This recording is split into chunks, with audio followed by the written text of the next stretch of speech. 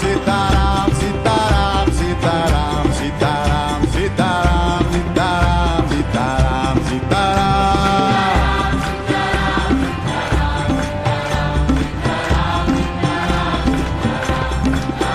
Sitaram, Sitaram, Sitaram, Sitaram, Sitaram, Sitaram, Sitaram, Sitaram, Sitaram.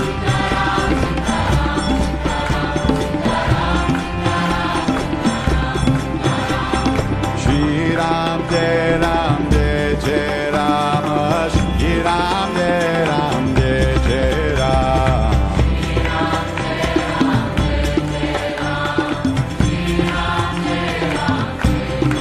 Ram Sitaram, Sitaram, Sitaram, Sitaram, Sitaram, Sitaram, Sitaram, Sitaram, Sitaram.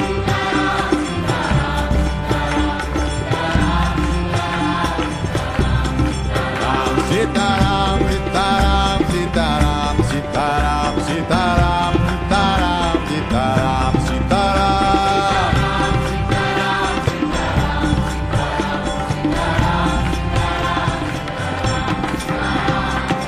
Shri Ram, Jai Ram, Jai Jai Ram.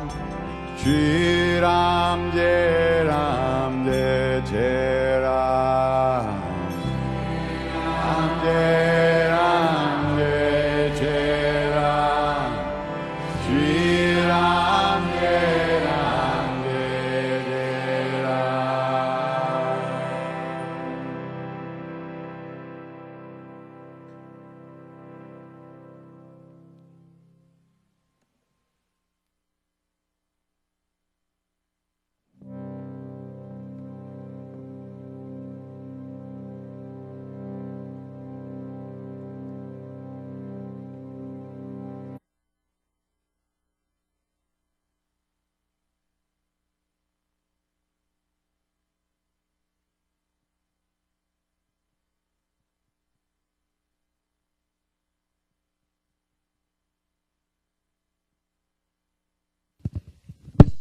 Here we go. Thanks. 1, 2. So we'll focus in. Our friend Ulysses is in the hospital today in Brazil, and it was planned for him to go in, and he's going to have a operation, a heart operation, open heart operation, and so it's actually very positive because he was being actually misdiagnosed in Geneva, and so. So he's there, and he goes in. He's in today. Then the operation actually takes tomorrow. So we're going to focus on him just for a moment. And when he was here, he was actually sick when he came here with us. Are we talking about Ulysses or a friend of his? Ulysses Panaset. Yes, yes, Ulysses. So we're going to focus on him.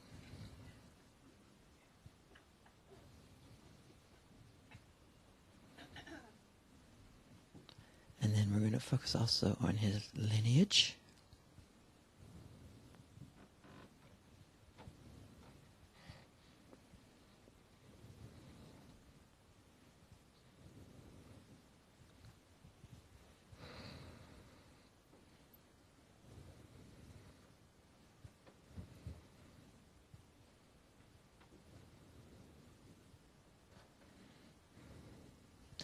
And then throughout our little seminar today, we'll maintain a focus with him and he with us.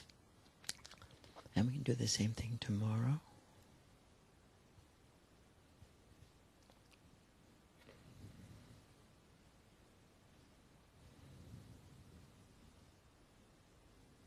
And we're going to practice a pass-through with him.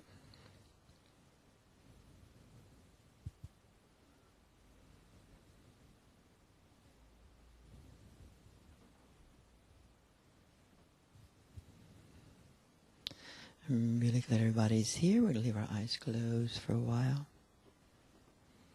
We can extend to each other also.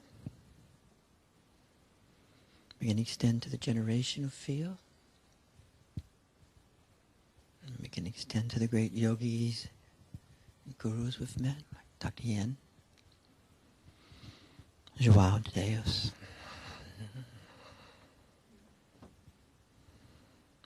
And we can focus on the traditions that we participate in. They mix in our bodies and become universal people. Then we'll extend to the Sambhogakaya archetypical dimension. And we'll extend to the Divine Mother as Mary today for Ulysses and us.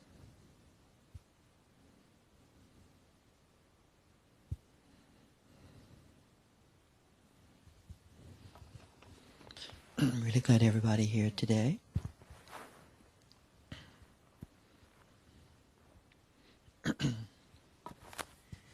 And we've been focusing on fixation. Fixated on fixation.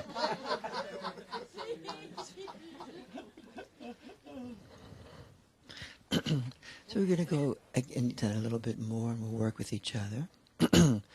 I gave some rather classical methods of cutting through, and then today we're going to work in more refined ways. I also spoke about Penam Rinpoche. That's Penam Rinpoche, not Penam Rinpoche, who was a great Dzogchen master. And also Longchenpa also goes into fixation many, many times in his texts. Many times he's focusing on fixation and the dissolving of fixation. And when Penam Rinpoche here gave this one talk on fixation, and he would say, never separate from awareness.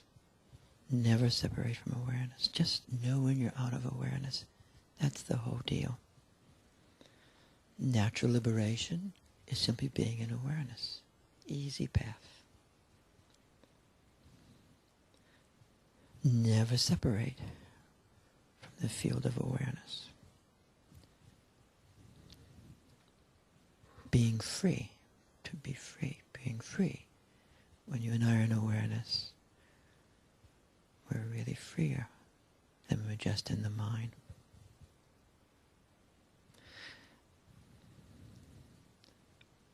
Being free of fixation is, as they would say, the essence of Dzogchen. Muktananda would also speak about this. Remaining free of fixation. Fixatedness destroys our experience of the field. And fixation can take you and I out of the awareness field. Sometimes it's like a punch. And fixation takes us out of the spontaneity of the field. And to be in the field is to experience spontaneity and inventiveness, as we know, meeting the situation as it is. So fixation can take us out of the spontaneity of the field. And then in doing that, we leave the sea of chi, Shakti, around us, in us, permeating us, the vibration, the spanda. We also lose, a la Penam Rinpoche, the magic sea of synchronicity. When you're in the field, notice it for yourself. Synchronicity appears. And when you're just in your mind, no more synchronicity. And it takes us out of this sea of love. In fixatedness, when we're locked in that fixated state, often a person will feel an angst, A-N-G-S-T. So it's like permanent state of angst. Huh? Something's wrong. Huh? And with this angst can arise a state of terror, or perhaps a better word is torture. Being fixated is being tortured. Just think about it. Do not agree with any of this, please, right? But just think about ongoing, mild, moderate, or gravis torture in fixated states. Just take all the content away. Just stay with the state.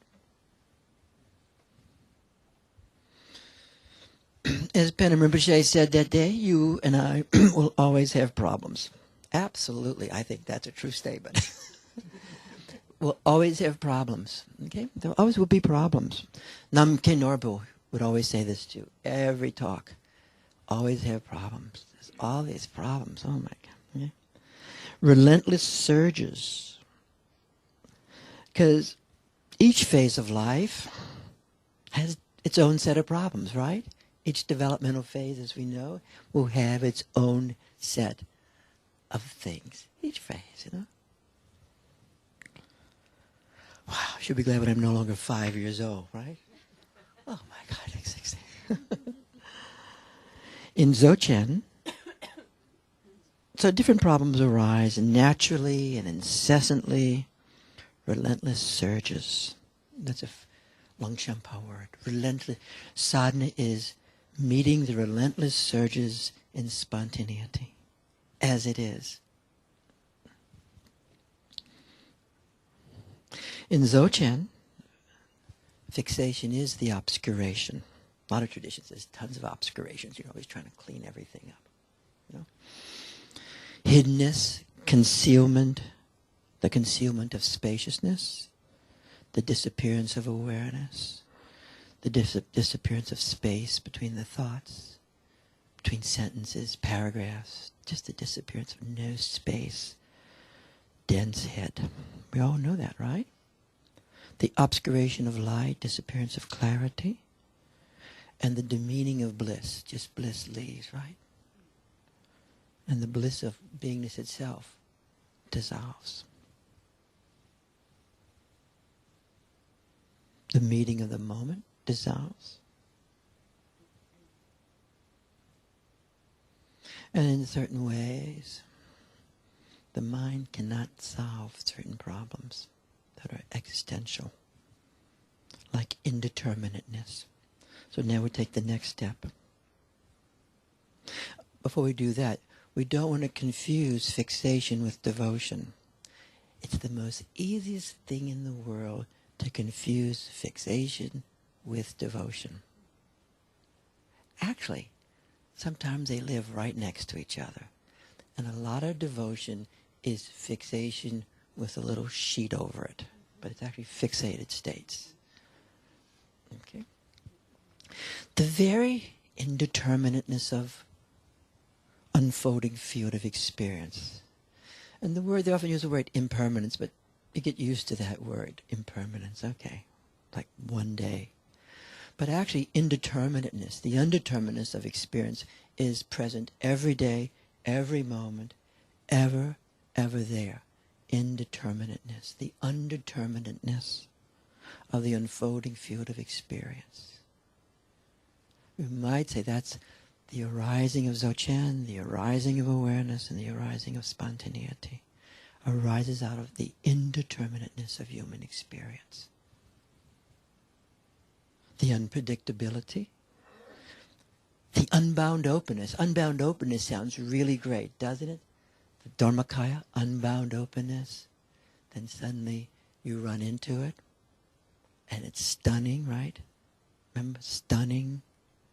There's another word, stunning. Saturating. It's just too much, cannot be thought. The indeterminateness. Death. Not just death in whatever year, but the ever-presence of death arising, huh? Over and over again. Indeterminateness. That's the true meaning of impermanency.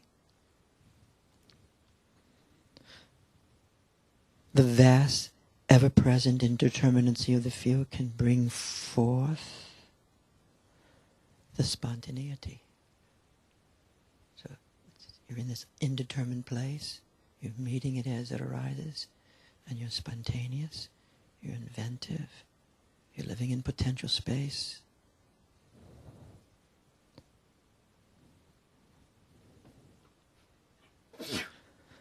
But just as the indeterminateness of the field can bring forth spontaneous awareness, the very same indeterminateness brings forth fixation. It's almost like they both have the same mother. They both have the same mother, which is the great mother, the indeterminateness, unboundness of what's going to happen next. And if you can feel that arising of your fixations, arising out of the indeterminateness for yourself or someone you love, it's the same field, it's the same place. You can feel it arising, or you can actually feel the spontaneity arising. As you become aware of awareness, know that point.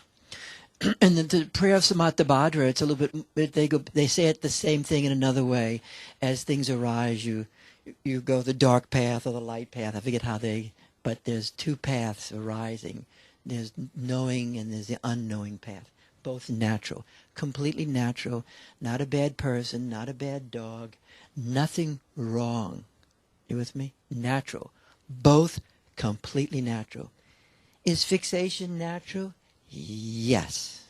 Totally, completely, profoundly natural. Then you're depathologizing. Lots of territory.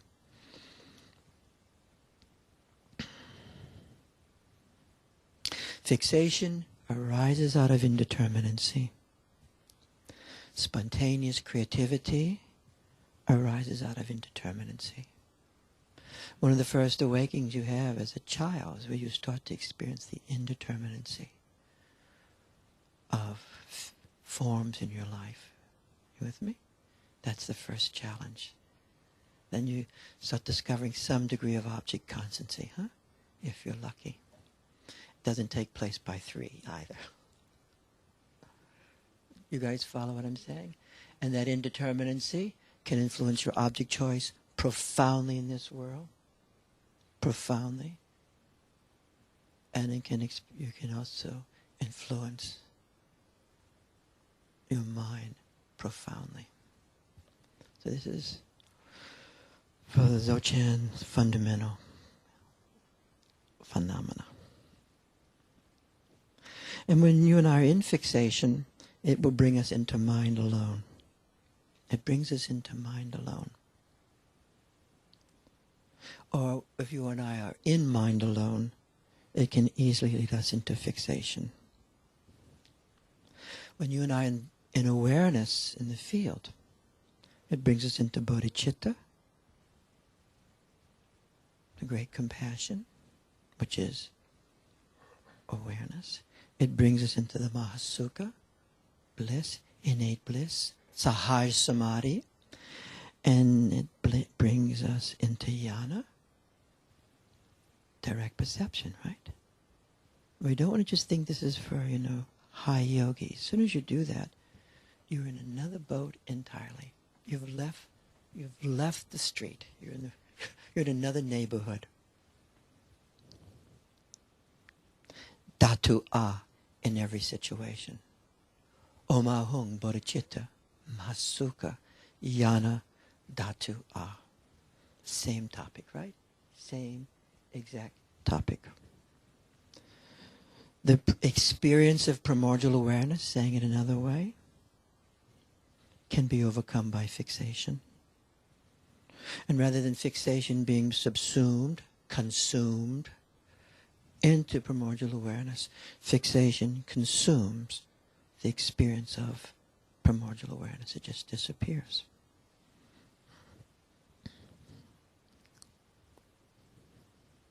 It can be lost because of fixation. Just like Lord Shiva is standing on the little dwarf over there. It's a symbol of ignorance. And sometimes people actually hear the squeal in meditation. The agony of loss of awareness, right? The pain of that state. Because a lot of these mythologies boil down to human experience completely. So fixation helps create more mind.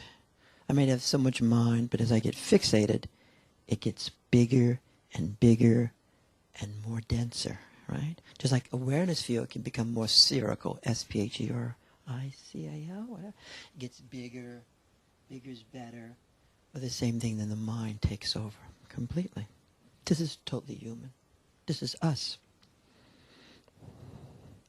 And so it becomes very dense, and it destroys the spaciousness of awareness, the space of the mind. I have no more space left. And it can destroy the very spaciousness of awareness. And it can also destroy embodiment. Huh? Fixation can take us out of the body.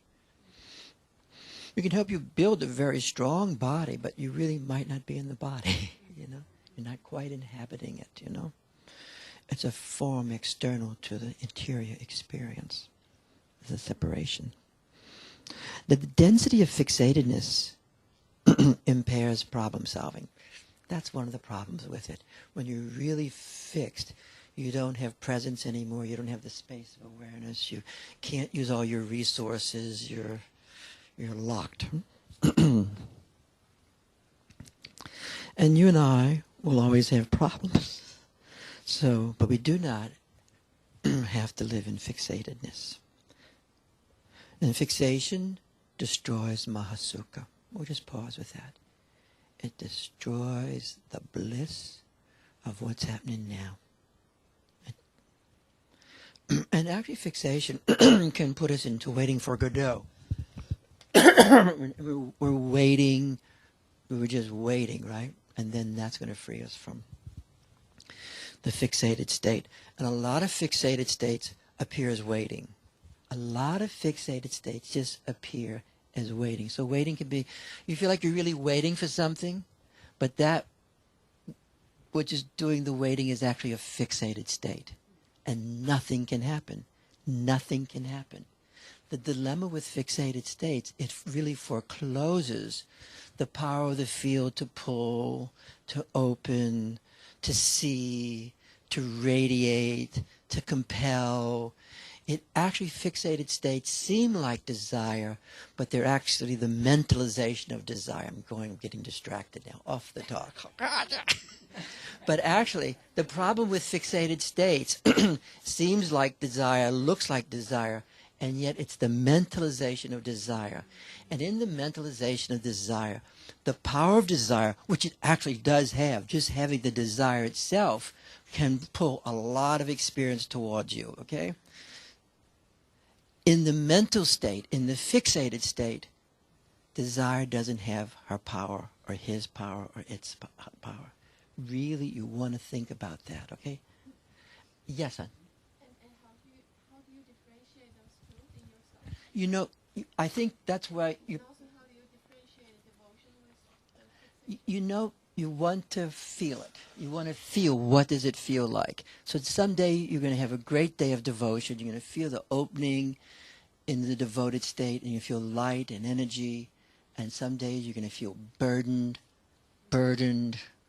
on target, scraping, pushing, effort, even hating it. You with me? And that's a pretty good sign, okay? And sometimes when you're feeling desire actually will fill up our body, whatever it can be. It can fill up. It has a fullness to it. It even has bliss in it. And when we're in the mind, it's really arduous, you know? And it's so frustrating. You want to chop your teeth up, you know? Because there's no resonance to it. There's no smoothness to it. And it is frustration itself is there. Okay? Let's continue here. Almost done. So, and of course we don't have to believe in it. None of this is really, when you hear this stuff, you want to experiment with it. If you don't experiment with it and you believe it, it means absolutely nothing. It's like a little pointing out instructions. So what does it feel like? Great question. What does desire feel like when I'm in my mind? Let's see what happens today, you know?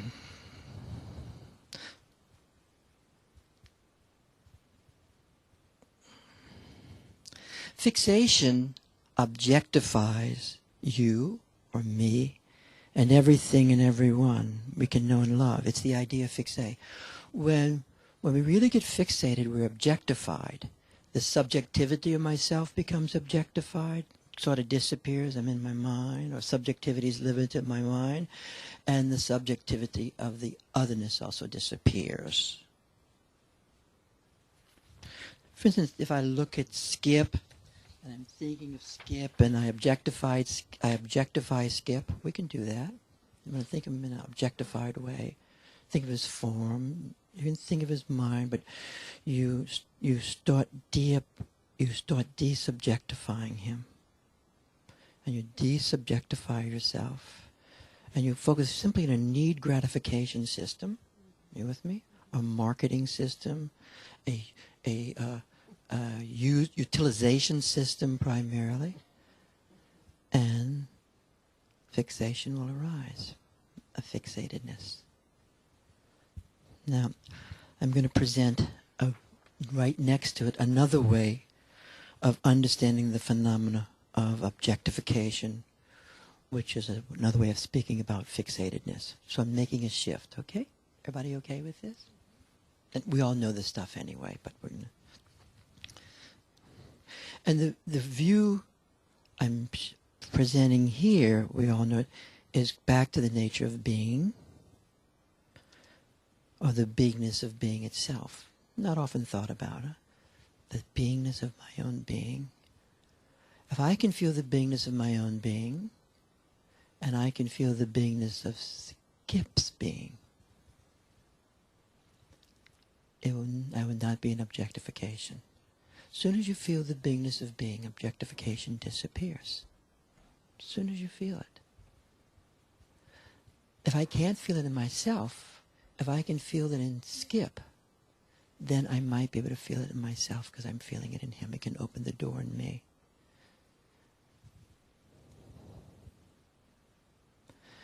The beingness of being, which is ultimately the Dharmakaya, to use Buddhist language. That's where I'm heading this to.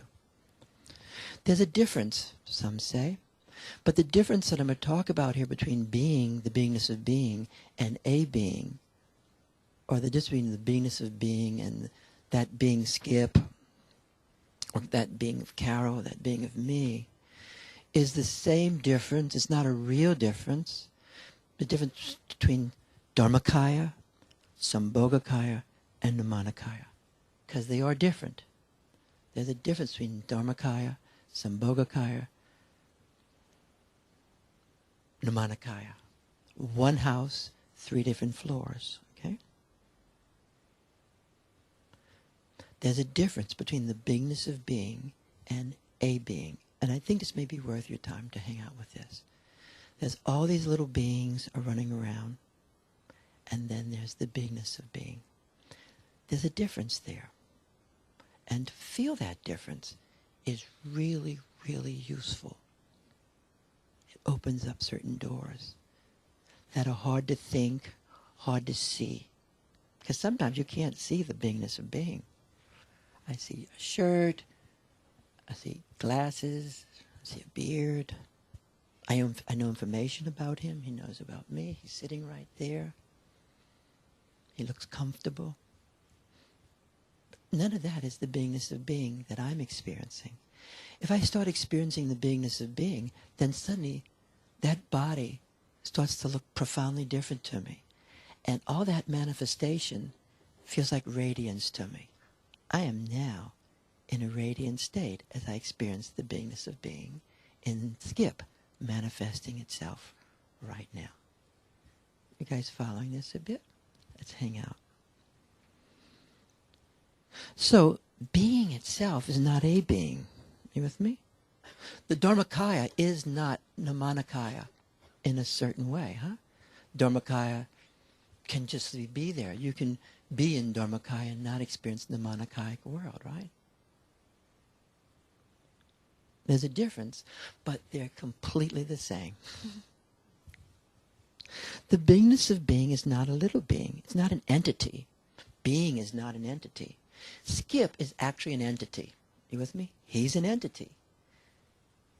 But he's a complex entity because he's, like all entities are, he's an entity. He has form. He can be touched, smelled, seen, measured, you with me? Quantified, tested, you know? And yet, the beingness of being is manifesting him right now.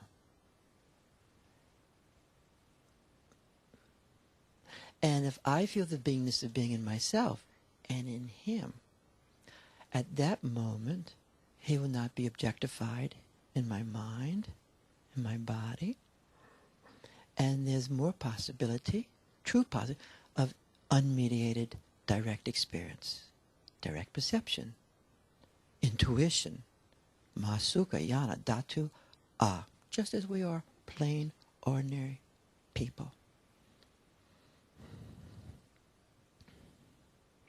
The beingness of being and the beingness of particular beings and singular beings is not an object and cannot be objectified. So in a way, as we all know in this world, there's beings, all these beings in this room, and we can objectify each being completely, right?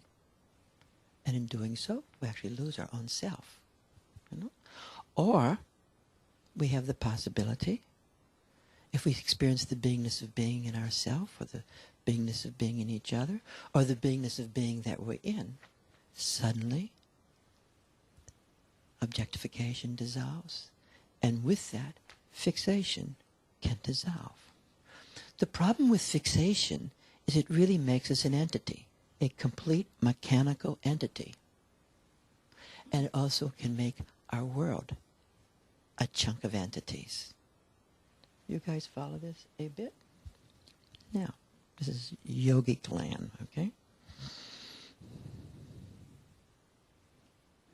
A human being can be an object for us, but if we experience the beingness of that being, there's no objectification.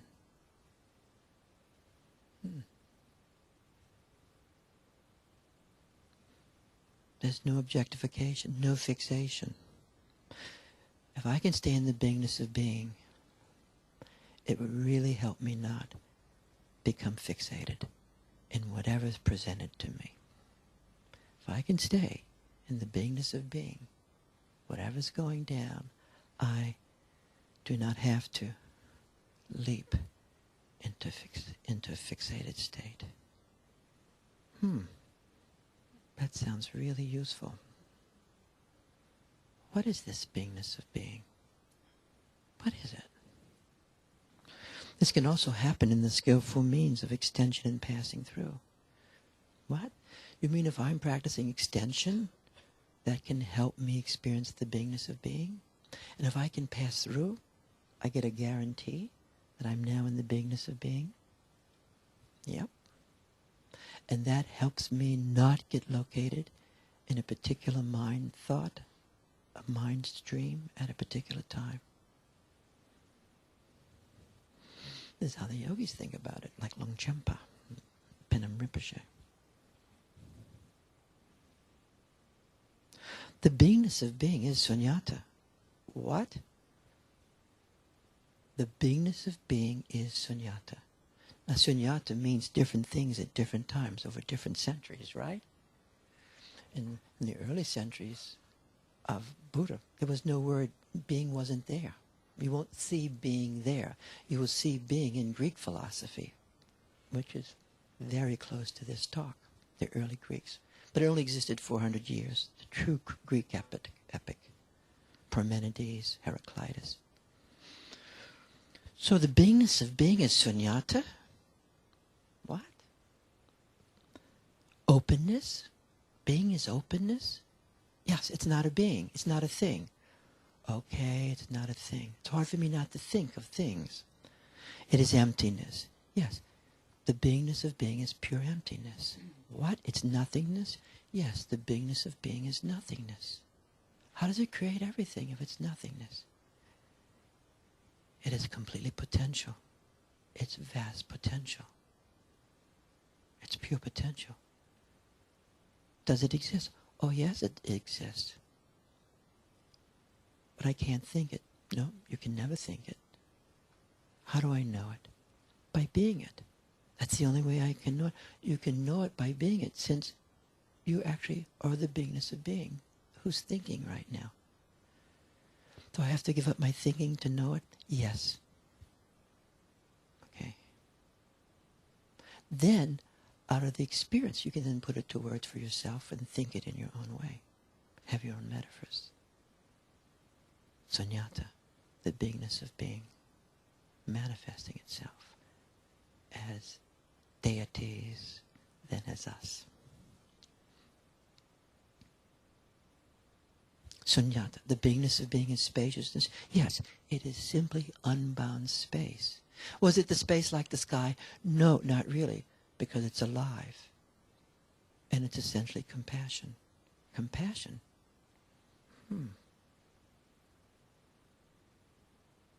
Yes, it is the great compassion. It generates everything out of compassion. Does it think? I don't know. How would I know if being thinks? Radiant knowingness? Radiant knowingness? Sunyata is knowingness? Sunyata is knowingness. I thought sunyata wasn't knowingness. I thought sunyata was just a great hole, a big abyss. Well, it is an abyss. It's knowingness. It depends how you experience it. Often when you first experience it, it may just be an abyss. That feels like death. Well, yes, it is death. It is deathlessness itself. Being is death. I thought when I died I'd have no more being. No, you're not an entity anymore. But the beingness of being is manifesting as you. It is unborn, undying. It is the Vajrakalaya. It is the Vajrakamara. Wow. Being is the Vajrakamara. Yeah, unborn and undying. Does it look like me? It looks like you right now, but I don't know how it's going to look like you later.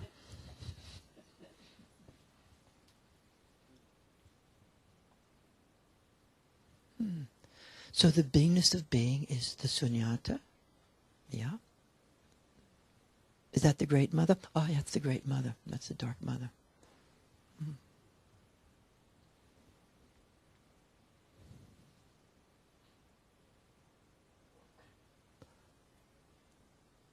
And all beings are the manifestation of the beingness of being itself. Yep, the beingness of being manifest as everything and everyone.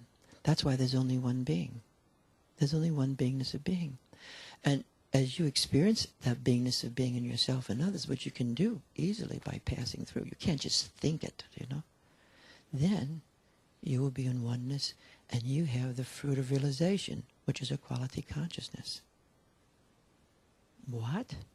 Yeah, when you feel the beingness of being is exactly the same in everyone, that is, then you're home.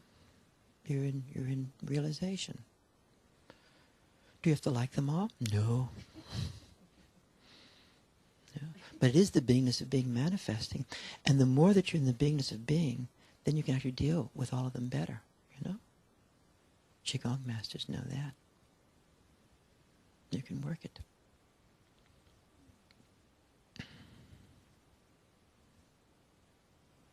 But being itself is not a being. No. Being itself is not a being. The Dharmakaya is not a being. Well, what about what happens as it starts to manifest itself and apparitions start to arrive? Well, the beingness of being starts to manifest its qualities, which actually has certain qualities of being, and sometimes it does appear as beings. Apparitions appear as beings. You mean it's not just my mind hallucinating? No, it could be your mind hallucinating. Just like that wonderful question, sometimes you really don't know. Is this imagination, hallucination, or is this the manifestation of an apparition? That's a really good question. Well, sometimes because everybody around may feel the presence arising. That's one way, a little consensual validation. Or when you experience it, a lot of energy and light arises. If you're just in fantasy, nothing happens.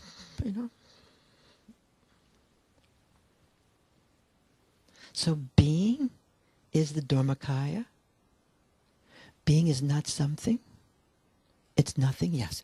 Being is not something. It's no thing. It's not an entity. It's not a being.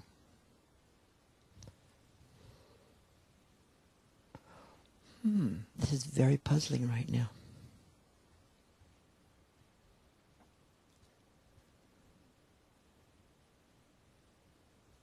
I thought God was a being. Well, we'll hang out. Everybody's make up their own mind with this. So, I thought being is being a God. Is God an entity? Well, some people think God's an entity. They think God is a big entity. The biggest entity ever. A very big entity. And that entity has all the other entities come into being.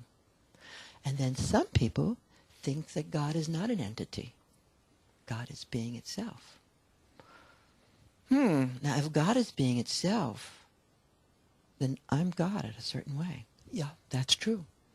The beingness of my own being is divinity. Well, that's a little hard to think. Well, it's hard to think anything about being. But if the beingness of being is God, then it's completely immanent. Yes, being is completely immanent.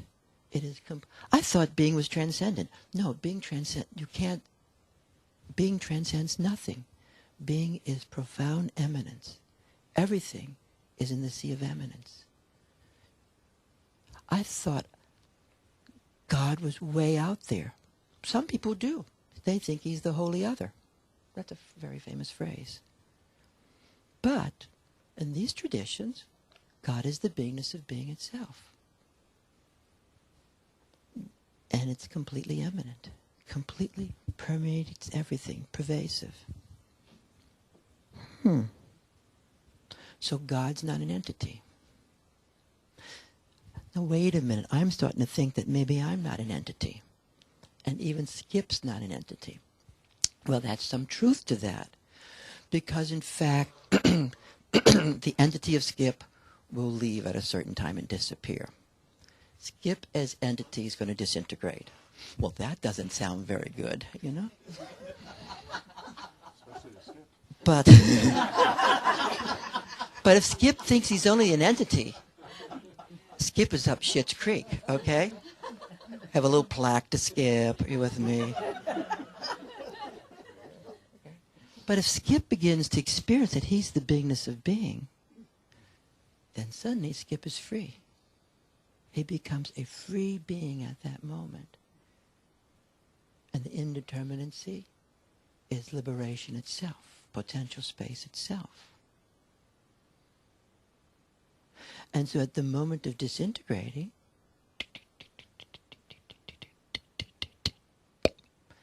then the beingness of being becomes totally clear, totally manifest.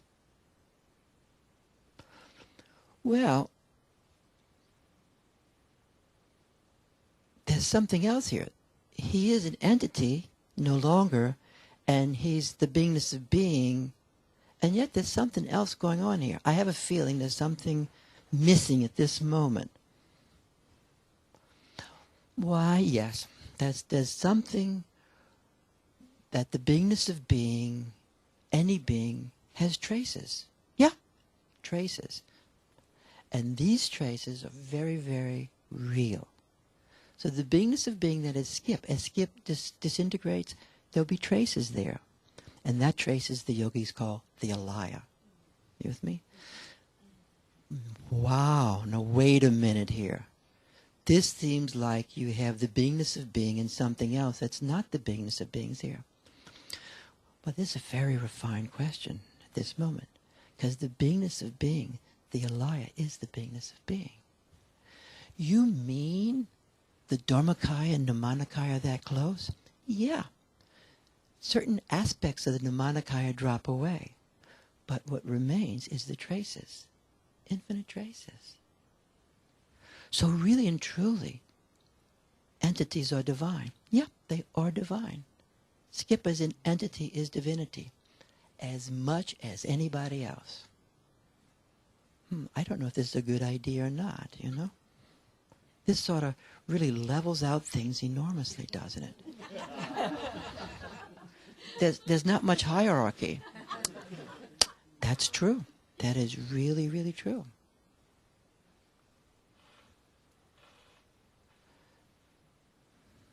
You guys understanding the alaya right now? Say yes if you do. Because there was a big debate. Is the alaya divine or not divine? Alaya is divinity. So even all my past lives, which I'm sitting on top of right now, those are all states of divinity manifesting itself. Yeah, even right now. Even right now. Well, this is kind of cool.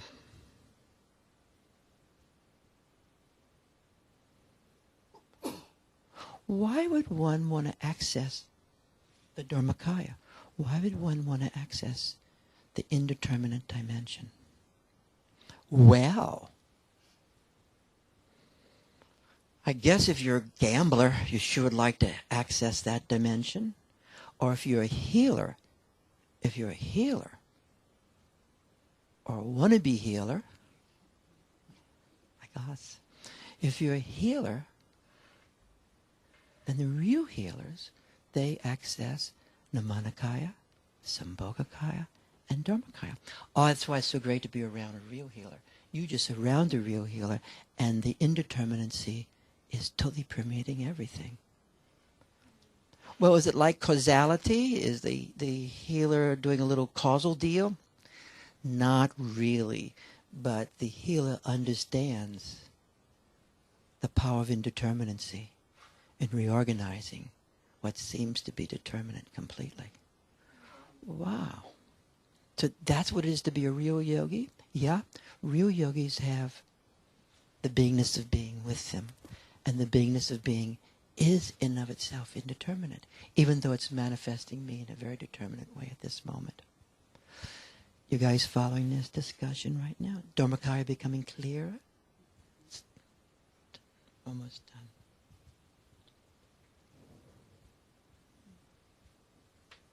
So the beingness of being itself is the great compassion. It brings forth everything and everyone. And being itself is the plane of eminence. Dharmakaya is the plane of eminence. And the beingness of being is the source. It's the pervasive plane of eminence. Yes, I'm always in eminence, even if I don't know it. Even if I dissociate, I'm still in eminence. Well, if I'm dissociated and my best fixated mind known to me, I'm really fixated, is that eminence also? Yes, my fixated mind is a manifestation of eminence at this moment. That's how she's manifesting, or he's manifesting. So if I can feel that within that mind, yeah, you will feel the beingness of being as your own mind. I never thought about that. Even never thinking about it is the beingness of being manifesting. And as you think about it, it's the beingness of being manifesting. But it feels like I have to be in the beingness of being to know it. That's the catch-22. You have to be in the beingness of being to know it. So it seems like being in the beingness of being is really a worthwhile undertaking. I even never knew the words before. But it's just a metaphor among other metaphors, you know. For some, it has a little bit more fullness than sunyata. So if I want to dissolve fixation, I can go, PUT! But that has a lot of excess to it, you know.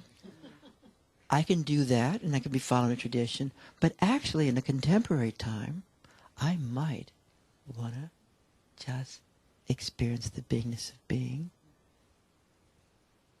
through everybody, you know? Someone read to me a Navajo prayer yesterday.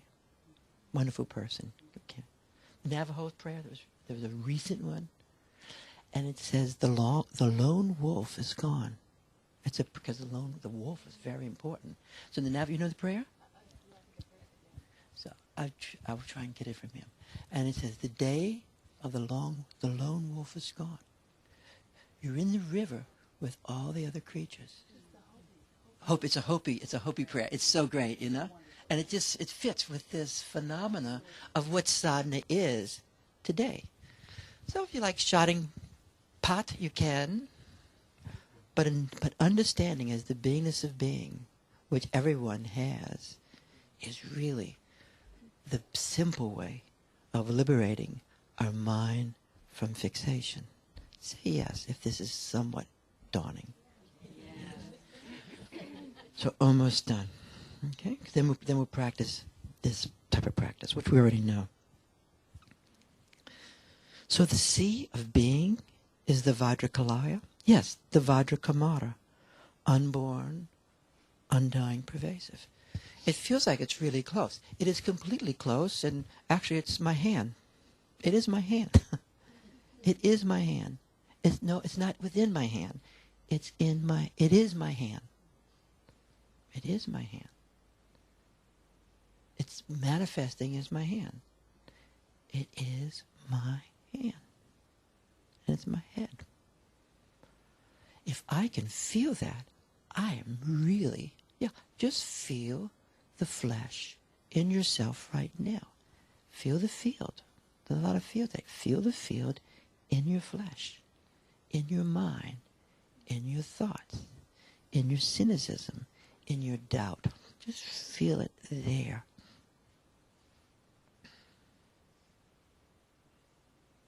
So you're saying to me that the nature of being, the beingness of being is the Buddha? Yeah, Buddhahood. And the nature of being is Shivahood? Yes, Shivahood. Mm-hmm. Mm-hmm. The nature of being is divinity? Yeah, Meister Eckhart would say that. He would say the God beyond God, He used to get in a lot of trouble with that in the medieval ages too. And many, many mystics say the same thing, huh? So the beingness of being, which you and I can experience, is the true compassion. Yes, it's hard. When you're in the beingness of being, you can feel compassion. They're the same. Huh. But it's not a thing. It's not a thing. And it's not a method. Oh, no, it's not really a method. And it's hard to think it. Yes, it's hard to think it, but you can feel it. And it's protection? Yes. The yogis say compassion is the great protection and the source of fearlessness. If I experience myself as the beingness of being, unborn, undying, manifesting here and now, I am becoming a fearless being. I am becoming fearless. And fearlessness takes me out of fixation. They're directly the opposite. Almost done. Protection? To feel the beingness of being is protection? Yes. When you feel the fearless of being, it gets bigger and bigger and bigger. And you feel this one being in you, through you, as you. Space, light, energy. It rumbles. Yes, sometimes it rumbles. It's round. Sometimes it's round. Sometimes it has fire. Yes, it is fire. And it's water. Yes, it manifests as water. Earth. Yes, earth is very important. Air. Body.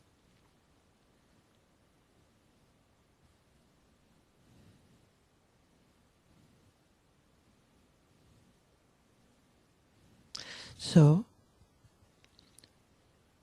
the protection of passing through events and situations.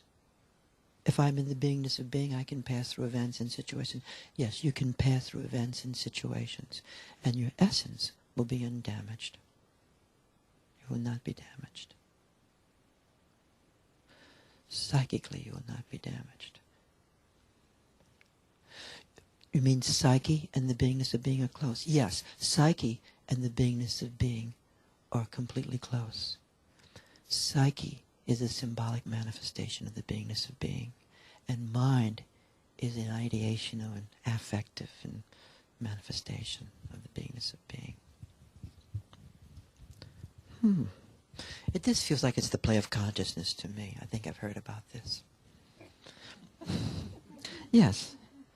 The sea of consciousness is the beingness of your own being. Now you're leading me beyond my own form. Yes. It is the beingness of being itself. So at this point, the beingness of being easily leads me from duality, from non-duality into duality, rather from duality into non-duality. Yes, when I'm in the beingness of being, I can experience non-duality very easily. And passing through is a wonderful way of doing it. Passing through, I'm in duality and non-duality at the same time.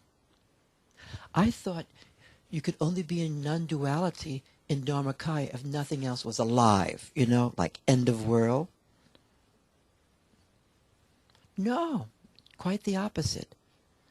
I thought everything else was an illusion. No, that is an illusion. That is an illusion to think that everything's an illusion.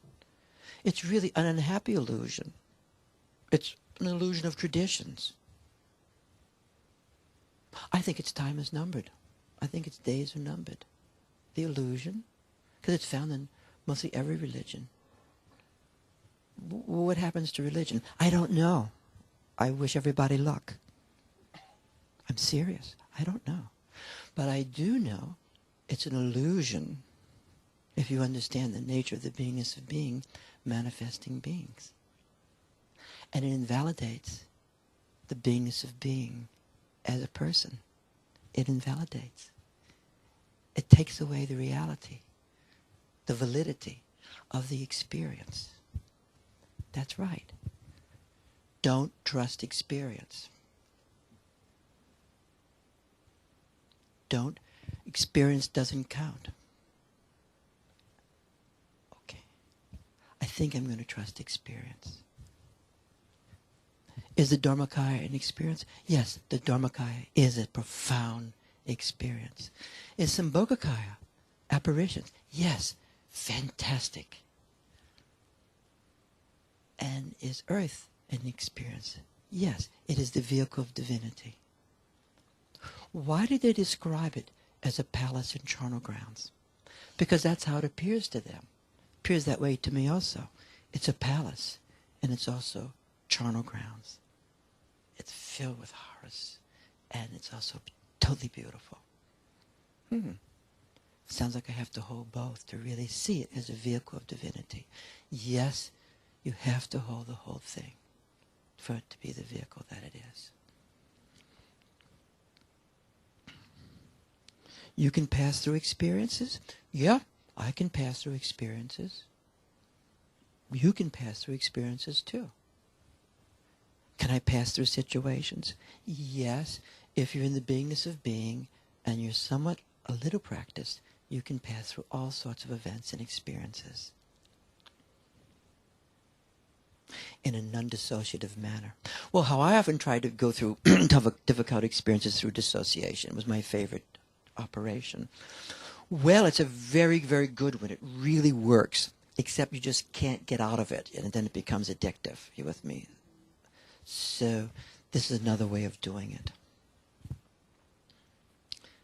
So you're saying in the fullness of the field, which is the same thing as the beingness of being. Oh yeah, the field is just another word for the beingness of being manifesting. Is awareness the beingness of being? Oh yeah, awareness of awareness. You're in the beingness of being, because being is awareness. It is sunyata. Being is simply awareness, consciousness.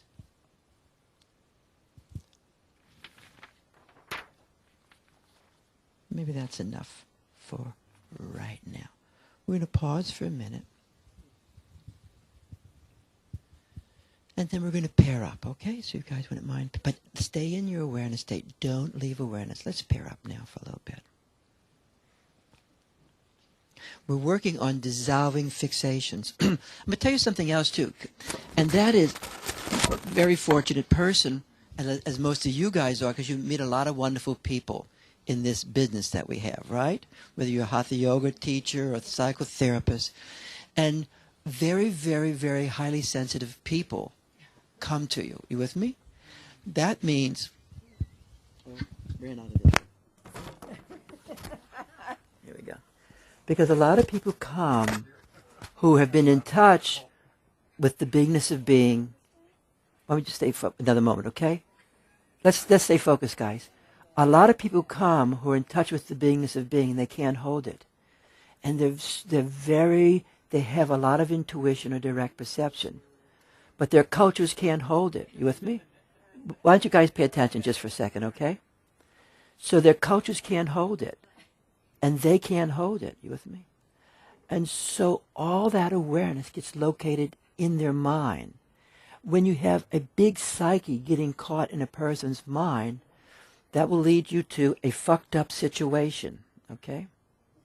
It will cause you problems. It will cause the person problems. Because their mind is infused with a lot of light and a lot of energy.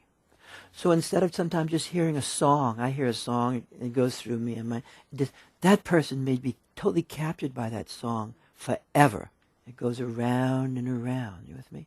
Or they start picking up other people's thoughts, which are not always the best about us, you with me? And then but they don't have the capacity to know it's simply a thought and a reality at the same time.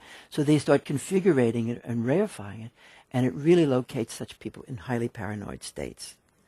Or they're very impinged by everything and everyone they see. It's just there's a constant state of impingement. Huh? So this whole question of the beingness of being and understanding these dimensions should really in time be divorced from spirituality itself and have its own place in our mind. Because the word spirituality has so many connotations. Like most words, you have to kind of clean them up a little bit. So anyway, I hope that was useful for some of you, okay? Especially if you're working with highly talented people who are in touch with the Dharmakaya and have no idea how to work it whatsoever. So let's pair up right now.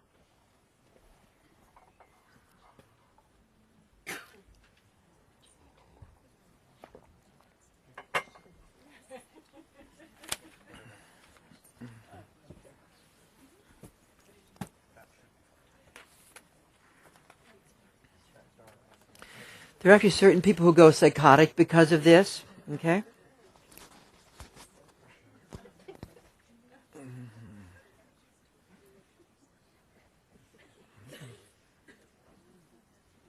Everybody has partners? Okay. So let's hold awareness again.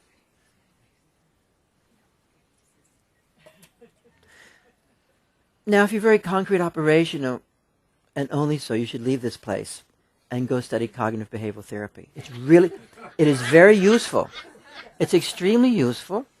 And if you're very subtle, you can also use cognitive behavioral therapy in subtle ways. But if you're not, and you're very concrete operational, which a lot of our society is, it's the place to be.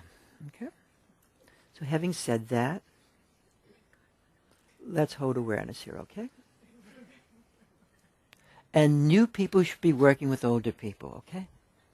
So let's, first of all, enter back into the field, okay?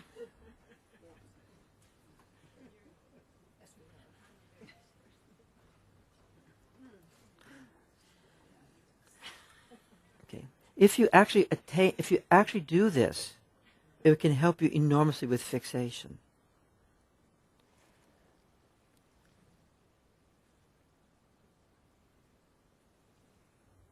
We'll sit quietly for a while. You want to be as normal as possible.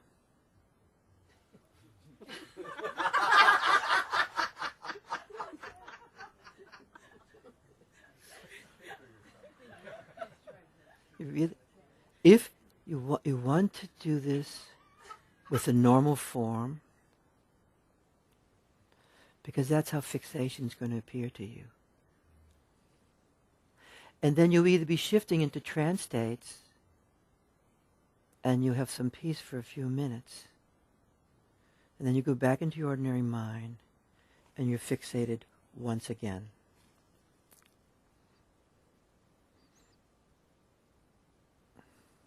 So be as normal as you can.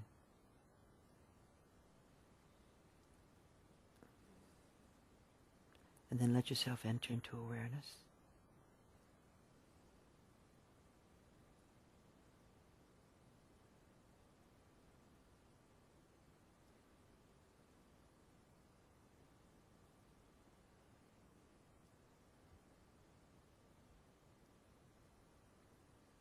Now, if you don't mind leaning into the other person, however you do that, let yourself lean into or extend into them. And so you want to amplify the field, but stay normal. Amplify the field. Intensify it. Do not let the intensity organize you in a way that you're not present.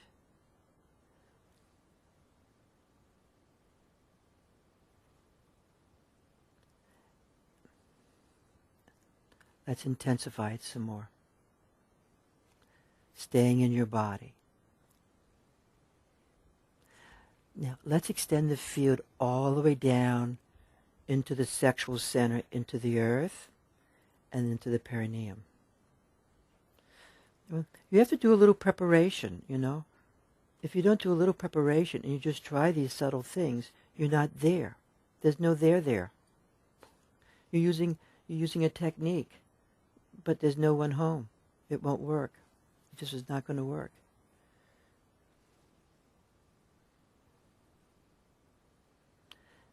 Then extend all the way through up your body, into your heart. And open that center. Let's open the inner heart.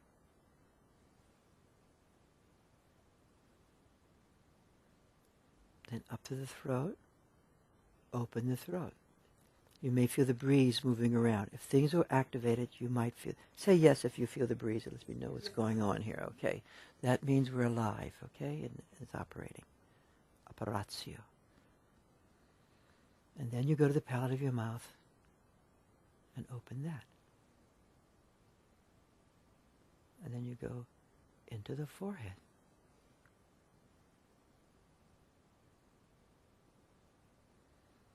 As we go into the forehead, we're going to take the breathless breath and just simply open our mouth and experience the breathless breath.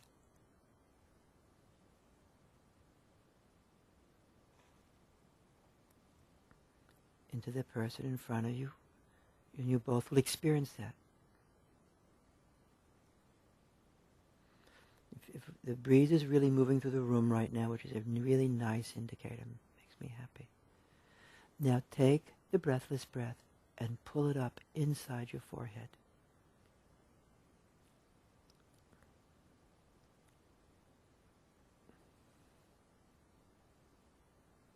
There's the space arising from within. You may not have accomplished this, don't worry. Some of you had. If 5 people accomplish it, the rest can do it. I know some of you guys are new, and this is really in a very esoteric phase, okay?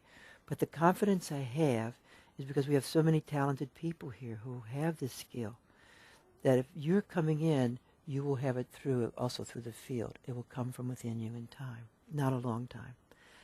Say yes if you feel the breathless breath in your forehead. Yes. Say no if you don't. Just let me know what's going on here. Okay, just stay focused with that alone. Now you feel the Mahasukha up there also.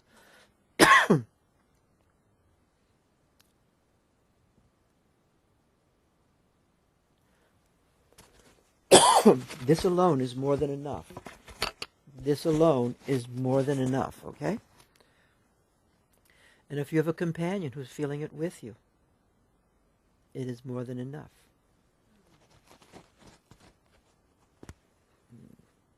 They don't have to be a partner, but some companion, spiritual companionship. And you both are feeling it. Let's go down to the chest now. Like, without leaving the breathless breath there, there'll be a subtle little channel, just like you tiptoe down, slowly down to the mouth. Do not rush it. We actually create the Vajravas body. It's given and it's created. Now down to the throat. Let's see if we can feel the throat as the breathless breath. Open our mouths again. Feel it with him or her.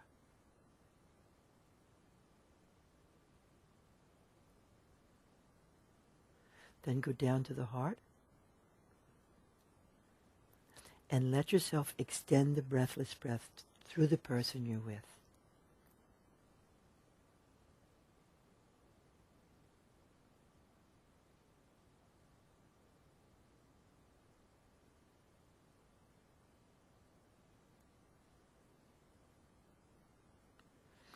The breathless breath has the marvelous capacity to bring forth the Dharmakaya, correct?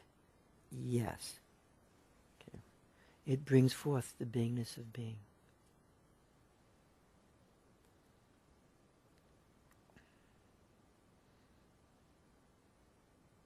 Now we're going to pause from that. And in the stillness, we're going to amplify it again, and we're going to do transmission now. So there's stillness. It's like pure Dharmakaya. Then you're going to start bringing forth a manifestation. You're going to start bringing forth an extension. This will be either at the level of Nirmanakaya or Sambhogakaya. A lot depends on you. So I'd like us to extend the field to him or her in front of you. You can extend from the front of your body first. It'll come back. Then you can go deeper into your body and extend deeper, picking up those.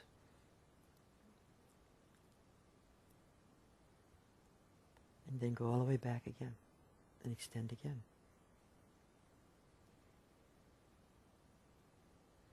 In the extension now, you might be feeling more activation. Say yes if you are feeling more activation. So there's more arising of chi, right? And light. So now, I want you to extend the chi through your forehead. The chi can go from any place in this sphere. When we first learned the cranial vault, it was from behind the head. You can do that also, the cranial vault. But in what we're doing now, from your entire body, extend the field to your forehead, dissolving. This is not like pet or pot. It's very gentle. It's like a kiss. It's a kiss.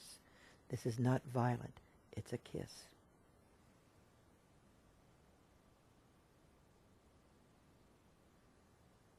As we do this, we invoke the archetypical dimensions of the traditions, the yogis, masters who know this as their own.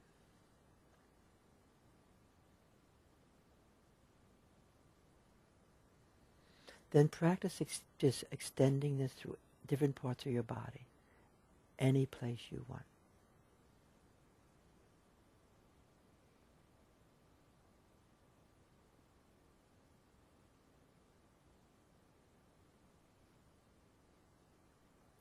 You have to be in your body. You have to be in your body. The more you're in your body, you want to differentiate for our purposes here. Difference between your mind and your body. And your mind and your awareness or psyche.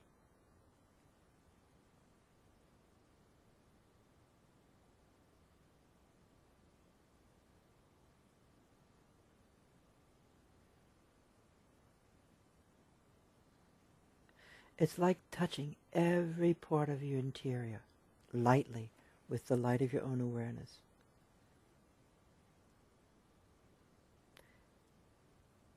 Every center, sexual centers.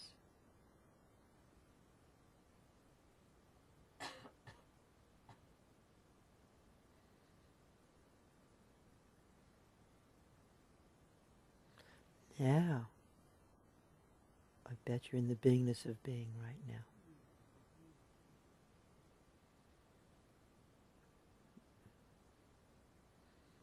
And then if you want, you can lean just a little bit into the person and feel the experience of non-duality and duality.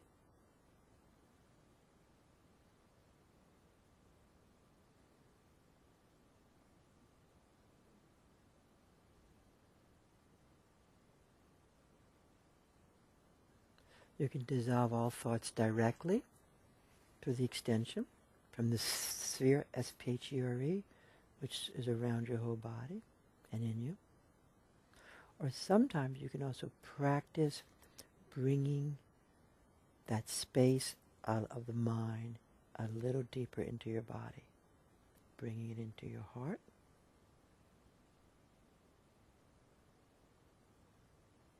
Or into your navel. Bring the centers down.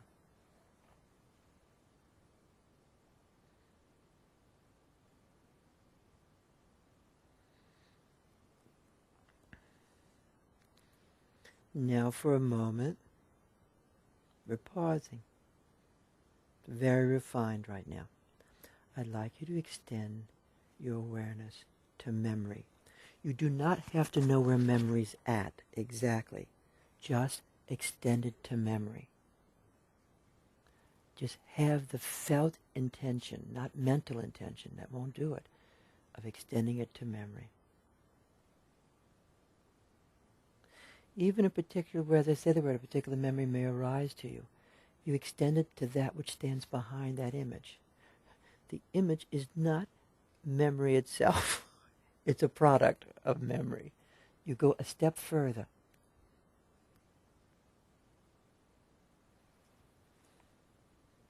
Dissolving memory.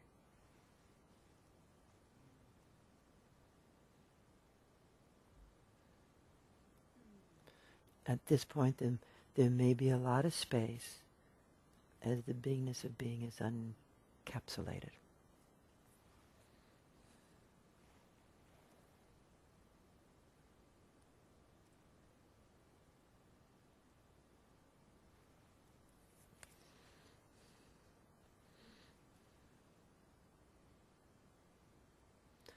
I would like you to extend your awareness to affective systems, just whatever that means for you.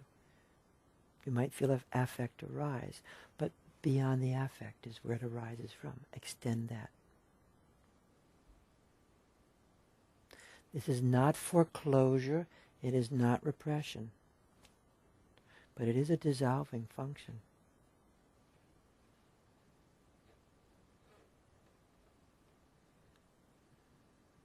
It doesn't mean you won't feel things, but the feeling and the field will be a little closer together. You guys follow this, what we're doing?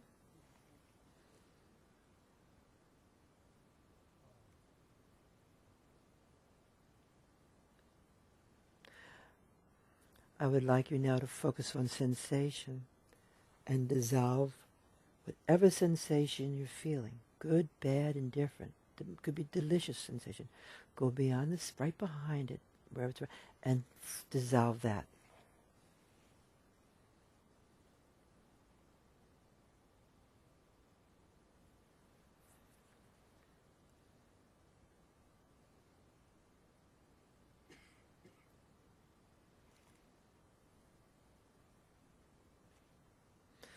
Then we're going to pause again. I'm going to go back, just extending our awareness in our mind. I'm going to give a mantra form of this, Om Ahung. So behind your head, you can breathe in Om, but actually forget about this, the mantra sound itself. Just like breathe in Om.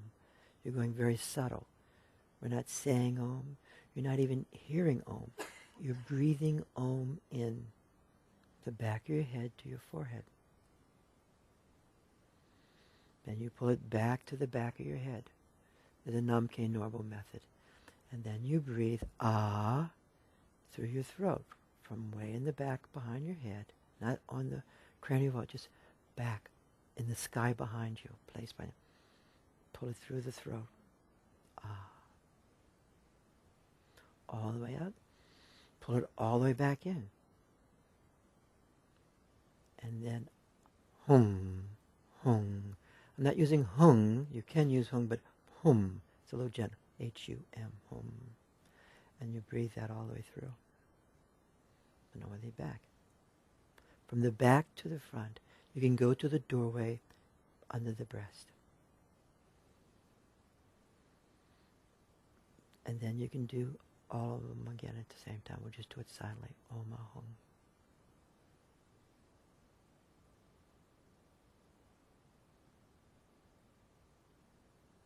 Soundless mantra.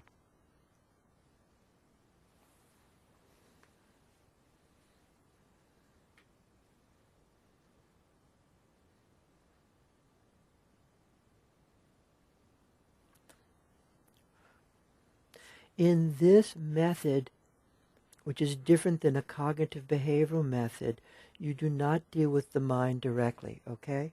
You don't, you're trying to go more subtle. Say yes if you understand that. So the very first method is, unless you can bring yourself into the field, okay? Or the sense of the beingness of being, to use that language for today, or so. Because sometimes when they get habituated very quick, all language, and the metaphor loses any power whatsoever. It's like a restaurant you once loved that now you can't stand. You with me?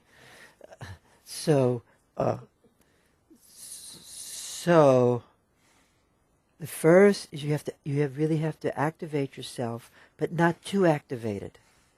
If you get too activated, it's going to cause you a problem. Do you understand what I mean by that?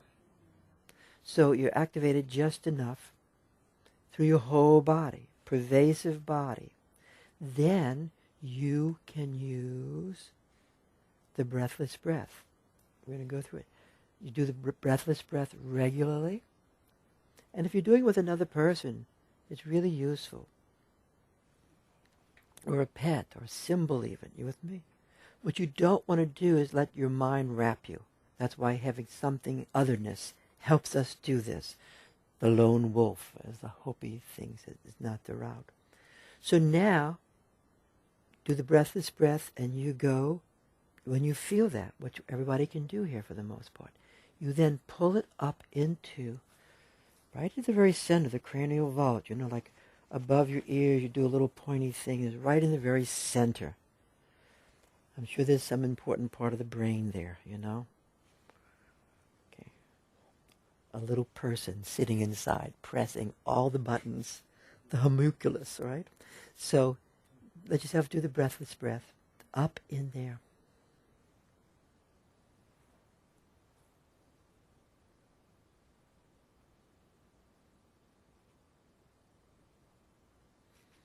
Then if you want to extend it down, you let yourself really feel that little teeny channel that goes down to the throat. And without leaving the forehead, you can feel the geometry being formed, right? And you feel breathless breath in the throat.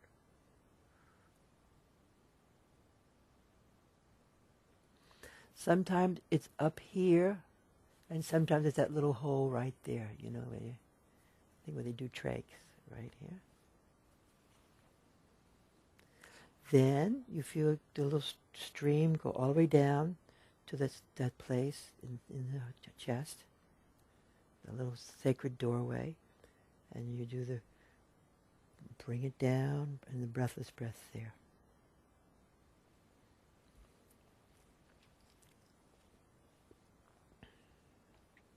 Then we did that for a bit. Then we moved on to a more activated stance, okay? So again, you're going to activate yourself. You can extend. You can always extend to the group, okay? It's like a metaphor. Whether it's a concrete reality. You extend. And then you extend down, up. You want to get beyond your body boundaries a little bit, right? This is not mysterious. Get beyond your body boundaries. That will get the field be bigger for you. Then in the activated then extend to your head, to your forehead. And we want to amplify the kini function, amplify it, more chi, more shakti, or the light, and just move it around your head. This is one of my favorite practices. This can help gain realization. The light is focusing on the light.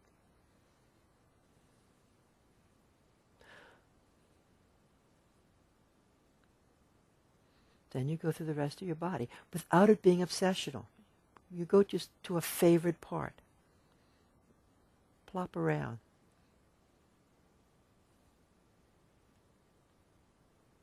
But you want that distributed sense. A person used that word. Oh, I'm distributed. Great word. Being distributed through the body, right? Distributed. Almost done. And then you can just feel this radiance, radiating, this active radiance.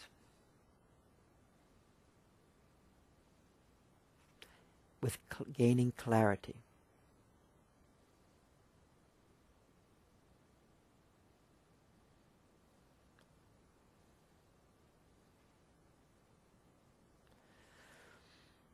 Okay, then there was one more. What was that one more? Anybody remember? Yes, the mantra. Okay, we're going to take the mantra now, but you're going to use the mantra in a soundless way. We don't want any mental content to it, because when our mind is really doing its fixating thing, the littlest piece of mental stuff, it's going to go like Pac-Man. You with me? So you're going to do the mantra in a soundless way. If you have to use the sound, but you can do that other times. But with a little practice, if this stream, if that feel has these little that sheaths there, and if it will be there, and you do that. And you just do that for a while now, and you can go from forehead, you can go to the whole thing, forehead, throat, heart center. And Steve, would you mind putting a battery in this, honey, if you don't mind? Thanks. Let me pass around. So today, we're working on dissolving fixation by being in the beingness of being. And just let yourself just be in it now for a few minutes. And now you're going to pass through the person who's in front of you, and you're going to pass through them, okay? And you actually get a little closer, it won't hurt you, and let yourself just really lean through him or her into oneness. If you're stuck, touch the person's body and stretch it. That will open you up, because there is that correspondence. So if you're a little stuck and your body sheaths feel a little too rigid, touch him or her, stretch the fascia in him or her, and then lean through into non-dual state. Whole body, all the centers, you should feel the channels meeting.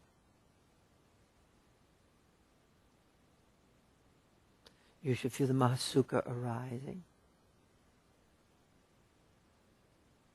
And now you're going to open up the top of your head more.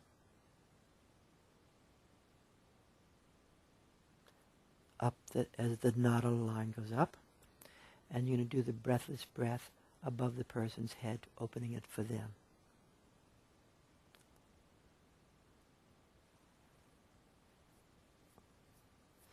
People sometimes who have a lot of light and energy get into highly fixated states. Why? Why would people who have a lot of light and energy get into highly fixated states? Why? If people have a lot of light and energy, a strong psyche, came into the world with it.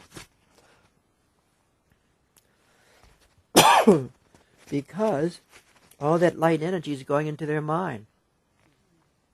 The whole elevator is moving right upstairs. You with me? That is not useful. It will cause them lots of problems. A lot of the elements there, especially fire. Say yes if you understand this.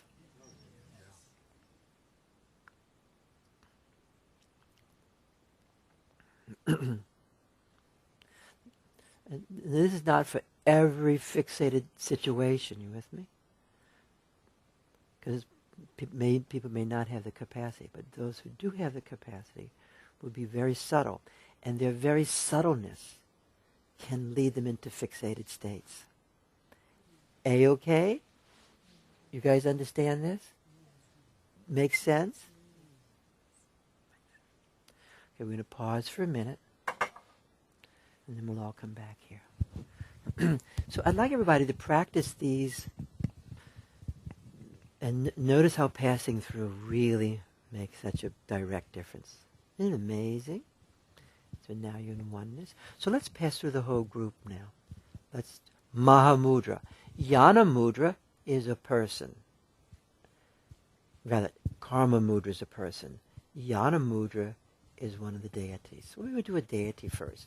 Don't imagine a deity. Don't fantasize a deity. Don't do a little picture. But if there's a deity that you sort of have a feel for, you with me? Something that it could be Mount Fuji or whatever that might be. Something that has, you pass through that. And it could be a yogi, but the apparitional dimension.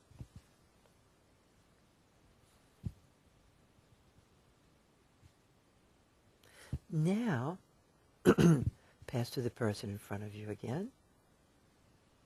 Whole body. Whole body. And now pass to the entire room. Go to the Mahamudra. Go beyond the room. Pass in all the directions.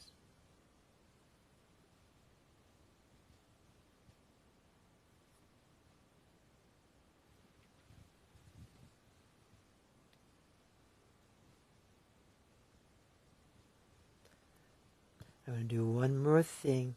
You're going to place your hands on the other person's knee or your own knee, makes sense.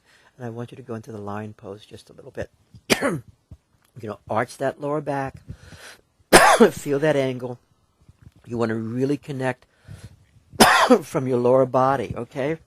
From the perineum down. You want to feel that energy coming up through your face, your mouth, and your eyes. You can gaze.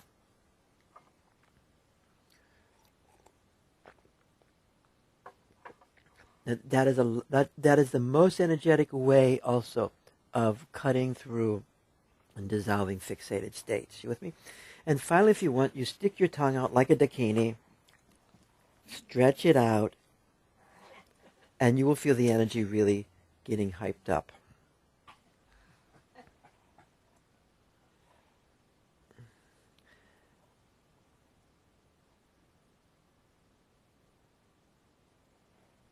And you can feel the moving through there. Great, we're now going to stop. Thank you, and you can hug your companion there and thank them. Now, okie dokie. Now, we're gonna go through step by step. I don't want to hear history, stories, last week. Just want you to talk about one method, okay?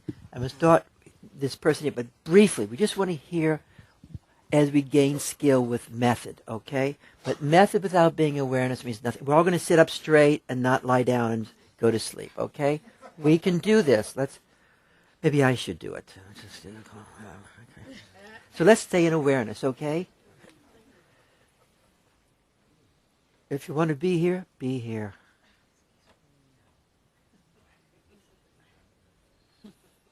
Your awareness is actually the source of what takes place. Do you know that? Okay, please, would you share one of those methods? They all blended together. Okay, that's good. What was it like when they blended together then?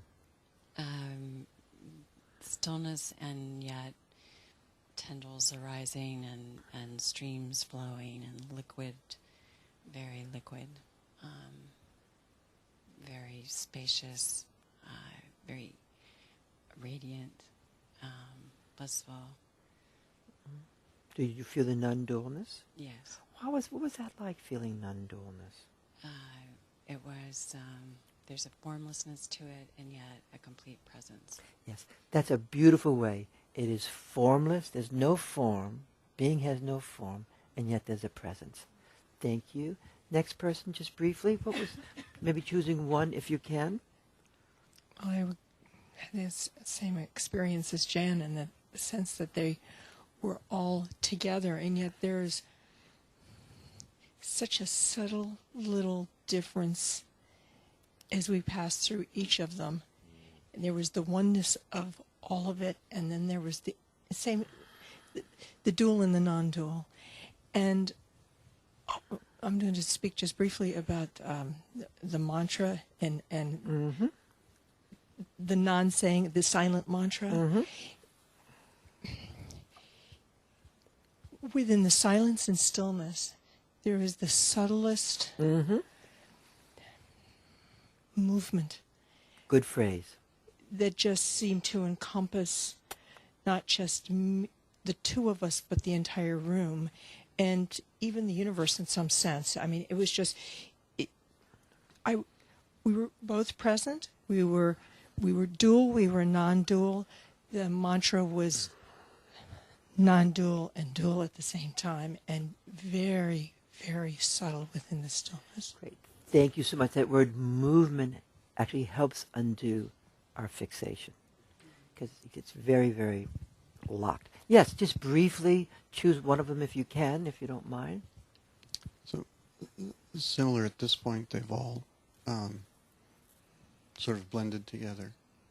At one point when we were doing the mudras, at the end, the pass-through, and the sense I got in the Jnana Mudra, and then going to the bigger one, whatever that is that the entities support going to the Dharmakaya. And as I pass through Marilyn, then there's even more support. Cool. What was it like for you to have a fixated point disappear, if you had one?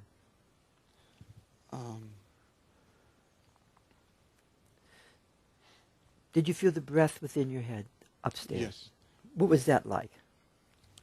That I'm trying to we're also, the mystics are here today, so what was it like to dissolve, to feel that space in your head? it increased the spaciousness, the porosity, the light, cool, the chi, and was a certain form of release. A certain form of release. Well said. Yeah, like it actually released it. Fantastic. Thank you. Next person. I'm going to do the inquiry because we're all going to learn some of the specifics. How was it for you? What happened? Which one did you like? Well, I liked all of it. The one I remember best was the last one where you had us stick out our tongues. Yes, what was that like? And that was just an amazing explosion of light and energy, and I was surprised that much more could happen, but it did. Cool. Thank you so much. And we're going to try and go, I really like that one, so maybe the next person on one of the methods.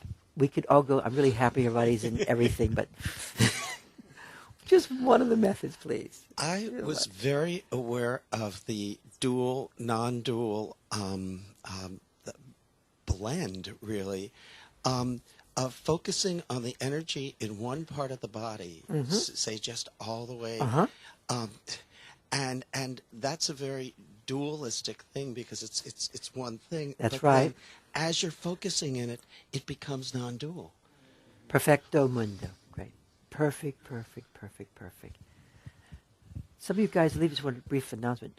On the 21st, my son Peter, I've invited him to come and do charts. I actually begged him. So Monday the 21st, if you're interested,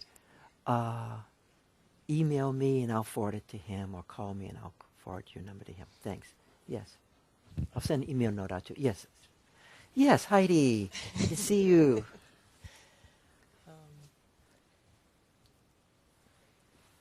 What was amazing was the contrast for me with everything we did at the beginning, which was so powerful and subtle, and then ending with the lion posture, kind of brought it to this world. Yes, yes. one more phrase. How did it bring it to this world as you, because it does, as you did that line posture? How did it do that? 'Cause that really helps all of us know why it's good to end that way.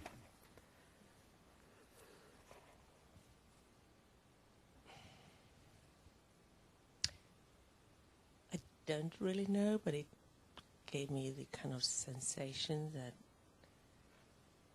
it's easier for me to integrate the power of what I would have in the kind of concrete operational world through the lion posture. Yes. Now, that's a very good way. It makes it easier for me to integrate the power. The lion posture has to do with power. It helps me integrate the power that I have through that metaphor, that power, that frame. What power? The subtle power of my own awareness. Great. Thank you so much. Next person? There was a subtlety and a stillness that characterized the whole thing. And my technical point is that by using breathless breath, it simply amplified that stillness rather than using something more assertive or more active. So then I could feel the stillness in the movement and the movement in the stillness. And what happened was, as we did each little step, I progressively became in touch with this inner affection. It was not the feeling of affection. It was simply a force of affection. And it was filling me. And then when we got to the extension, it just exploded. And I was in touch with that force of affection that was just engineering it all. And it was not a task. It was me offering myself to that affection. And then Lorette and I just merged in that brilliance of that affection. Beautifully, beautifully described. Thank you. Next person. Well, I'm finding myself reflecting now on when you had us take the being into memory and then into emotion and then into sensation. And I remember the experience of going into the memory had this sense of something extending through the lower back of my skull and filling up the space with energy and light. And then it seemed as though the emotion was slightly below that and the sensation was more pervasive, starting there but pervading over the body. And there was a way in which everything disappeared even more by extending into that and having it all disappear and merge into the field of the experience. That's very beautifully described, and it's really useful. And I'm going to make a comment in terms. We start off with, we take some traditional methods and we move them along. So in a certain way, this was working on the Chode today. Okay, this is actually a Chode practice. To put it another way, this is the Chode practice. But it's a Chode practice that is working simply on the energy, dissolving everything, right? And we don't use pet pot shouting here. Not against that, I like it, but in terms of us, and the same thing with the Chode, which is a fantastic practice, but you're taking out your ears, and you're taking out your head, and you're taking out your guts, and you're feeding them to the demons and all that stuff. That doesn't have the same metaphorical resonance as it might. You with me? You guys follow what I'm saying? So the same thing, but we're using the light of awareness in the same exact way, very subtly. A-okay? Fantastic, great, thanks. Maybe one more and then we'll end up. Yes. To me, this was a powerful embodiment practice, and and I too focused on the memory, and what it took me to were the alaic traces, and just an absolute pervasive openness.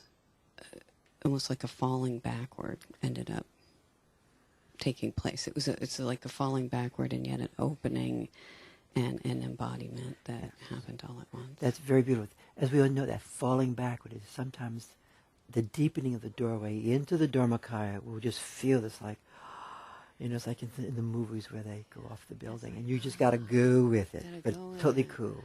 And the lion posture. This was probably one of the first times that I could really, really sense that subtle power in an embodied way. I mean, it was just, I could really feel it coming through the tongue. And, cool. And it felt liquid at the same time and round. And very good.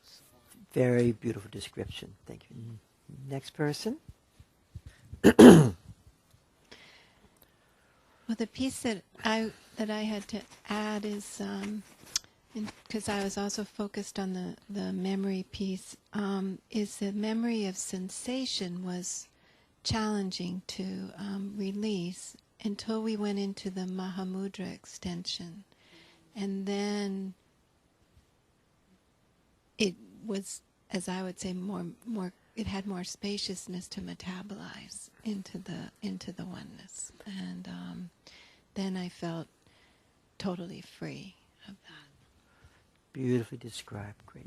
So that's what we're doing now. We'll be working on this again next week. We're working on these methods of dissolving, embodied. Yes, one more person then. Great. I guess two things really stood out for me. The first one was when I think we took the breathless breath into our forehead. Into the center, crown center, into the crown center. And that was just amazing because I felt like it was clearing off, getting rid of all these cobwebs. Just made so much space, open space. Isn't that cool? Yeah. It's in your pocket. You got it. And then I thought when we did the memory, Come and Go memory, suddenly everything was dissolving, and it was emptiness, and it was compassion, and there was a moment of fear, and then it sort of went on, and it was just cool. So spacious. Yes. So I like it that moment of fear does come up as you and I are going into unformulated space. There's that fear again that you just kept moving through. Fantastic. And our guest is here again today. Right. Welcome. Yeah, you can share. Two things. One is particularly when we went to the center of our skull. Yep. That's the first time I'd done that. And it was amazing because it just expanded space. It just all of a sudden, there was just a vast amount of space there. And then I was really happy when we were able to extend beyond our bodies because I had been doing that all along. And I had the experience that that we were on either side of the sphere that we had created, that there was there's this one thing that was there present. And then when we went to the Mahamudra, there was just this huge sense of extension and energy that I experienced. Great. Thank you so much. Next week we'll start and we'll do this side next week. Okay, guys. Thank you all very much. Take it easy. Hasta la vista. And this will be online also. Oh, I have one more thing I'm thinking of doing. One more little announce. On the 16th, the journal comes online, which I'm really happy about. And and then also, I'm thinking of having a Lama teaching night. Well, we all just pay attention. Hello? Bell? Is there a bell? There a bell. I'm thinking of having a Lama teaching night. I have a lot of I have like Kunzeng Dejen Lipa teaching the entire Nintig Yabishi of Longchenpa. I have Lama Garchen. I have all sorts of things from Namkhe Nobu, all these great teachers. And I'm thinking I'm going to start putting it online, but I need to, and then it's going to set up where it's going to do automatically. The video guy has to come set it up. And if I'm not here, then Michelle will come in, log in, or if I'm not here, Skip can come in, log in, and we'll just turn it on that there's a particular time. The only problem is I don't know when to do it. Someone mentioned today maybe Sunday night. So you guys think about, if you like the idea, what would be, and then maybe you email me or say, what would be a night to do this and have Lama teachings, and we'll put a little note up. It'll be like Namkhe Norbu's retreat from 2009. You with me? But I'm going to have it on our locked in. I can't just put this over on the web for everybody because I will do some of the transmissions that were given here, and the whole thing. Because This is basically a virtual virtual, what do they call the word? Sadhana, virtual sadhana. Okay, we'll think about it, but that's our next little goal. I really appreciate everybody working. This is not easy doing this today. I really appreciate everybody working so hard. You with me? And the awareness is the power of it. Thank you guys. See you later. Hasta la vista.